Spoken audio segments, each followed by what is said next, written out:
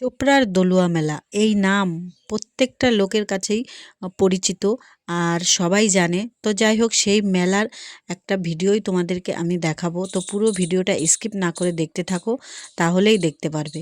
তো যাই হোক আমরা কিন্তু বেরিয়ে পড়েছি আর প্রায় মেলার কাছাকাছি আমরা চলেও এসেছি। তো এই হাই রোডের এখানেই আমাদের নামতে হচ্ছে, কারণ ওই ভিতরে গাড়ি নিয়ে যাওয়া যাবে না আর এতটাই ভিড় পুলিশ যেতেও দিবে না। তো যাই হোক দেখতেই পাচ্ছ এখান থেকেই এত ভিড়, তাহলে ভিতরে কি হবে। তো মেলা কিন্তু ভোর 4টের থেকেই শুরু হয়ে গেছে আর আমরা এসেছি বিকেল 4টের দিকে।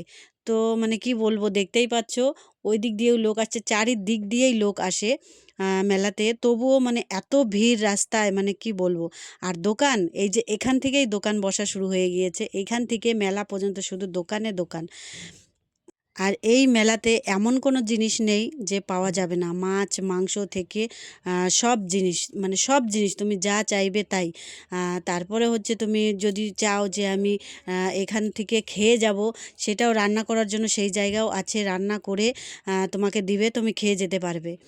তো দেখতেই পাচ্ছ এখানে এতটা ভিড় আর আমরা কিন্তু ড্রেনের নিচ দিয়ে যাচ্ছি, কারণ উপর দিয়ে যাওয়ার মতো কোনো পরিস্থিতি নাই।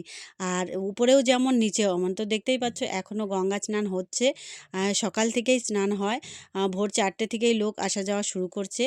তো এটা হচ্ছে স্নানের মেলা, তো ওর জন্যই কিন্তু ভোর 4টের থেকেই লোক আসছে যাচ্ছে, মানে এরকম আছেই। তবুও কিন্তু এতটাই ভিড় সারাটা দিন, মানে কি বলবো। তারপরে দেখতে পাচ্ছ আমি মাছ বাজারে ঢুকে পড়েছি।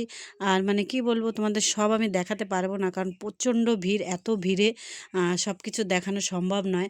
তো যাই হোক আমি যেটুকু পারছি তোমাদের সঙ্গে শেয়ার করছি। আর এদিকে আমি মন্দিরের ভিতরে চলে আসছি, আর মন্দিরের ভিতরে ঢোকার মতো কোনো রাস্তা নেই, ওর জন্য আমি ঢুকতেও পারিনি।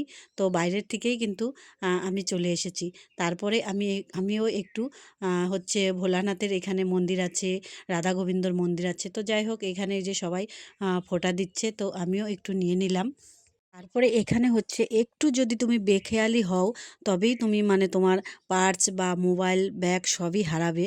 তো ওর জন্য সবাইকে অনেক সাবধানে থাকতে হয়, কারণ একটু বেখেয়ালি হলেই সব হারিয়ে যাবে। কারণ আমার সামনেই কয়েকজনই মানে বলতেছিল যে আমার ব্যাগটা হারিয়ে গেছে, এখনই দেখলাম আর এখনই হারিয়ে গেছে। কারো ব্যাগের থেকে পার্স তুলে নিচ্ছে, কারো পকেট থেকে পার্স তুলে নিচ্ছে, মানে এই অবস্থা, মানে কি বলবো। তারপরে আমরা এদিকে ভাবলাম একটু খেয়ে নিই, অনেক তো ঘোরাঘুরি করলাম।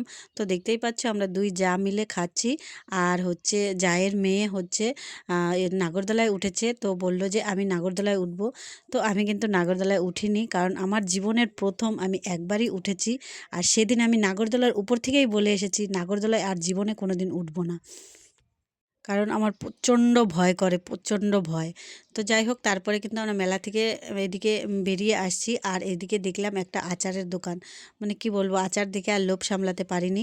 তো এখান থেকে কিন্তু আমি আচার নিয়েও নিলাম, যে বাড়িতে গিয়ে খাবো।